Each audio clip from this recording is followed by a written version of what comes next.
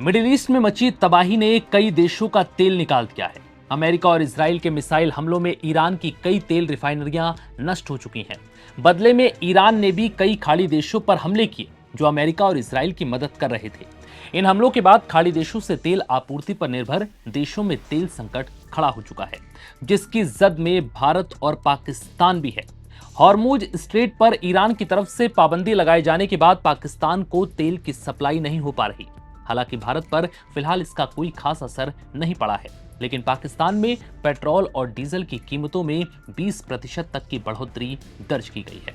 शहबाज सरकार ने पेट्रोल की कीमत में 55 रुपए प्रति लीटर का इजाफा किया है, जो देश के इतिहास में सबसे बड़ी बढ़ोतरी बताई जा रही है। दरअसल तेल की कीमतें $100 पार होते ही देश में फ्यूल संकट गहराने लगा है, क्योंकि ईरान से जंग के बाद दुनिया भर में तेल सप्लाई का मार्ग स्ट्रेट ऑफ हॉर्मुज भी युद्ध की चपेट में आता नजर आ रहा है।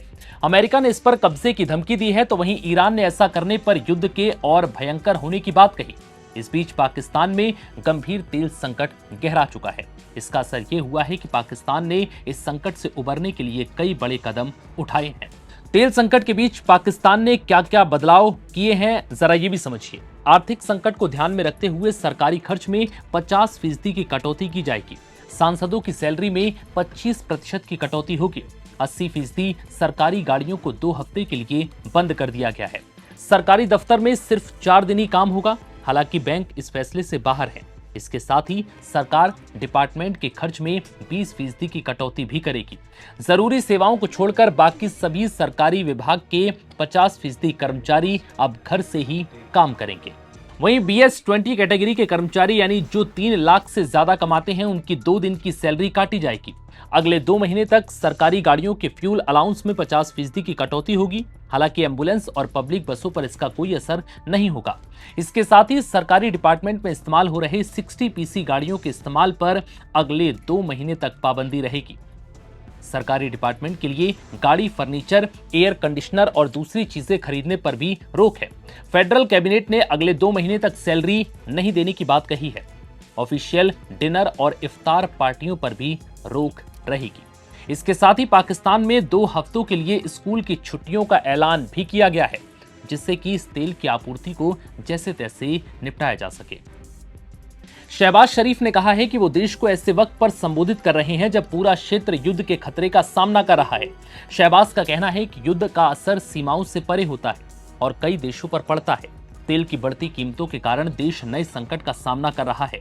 हालांकि शहबाज सरकार का दावा है कि संकट से निपटने के लिए कई उपायों पर काम किया जा रहा है। शहबाज ने अपने भाषण के दौरान कहा कि मुझे पता है कि तेल की कीमतें बढ़ने से गरीबों पर बोझ पड़ सकता है, लेकिन मेरे पास इसके अलावा कोई विकल्प नहीं था।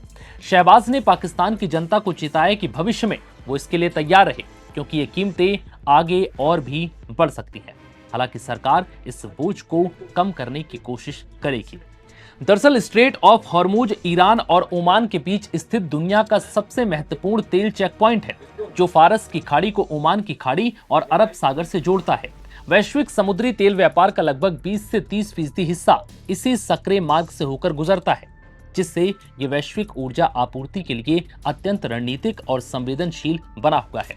अमेरिका, इजराइल और ईरान के बीच जारी संघर्ष की वजह से इस अहम समुद्री रास्ते से तेल की सप्लाई प्रभावित हुई है। पाकिस्तान को भी अपनी बड़ी तेल सप्लाई इसी रास्ते से मिलती है, इसलिए संकट का असर सीधे देश की अर्थव्यवस्था पर पड़ा है।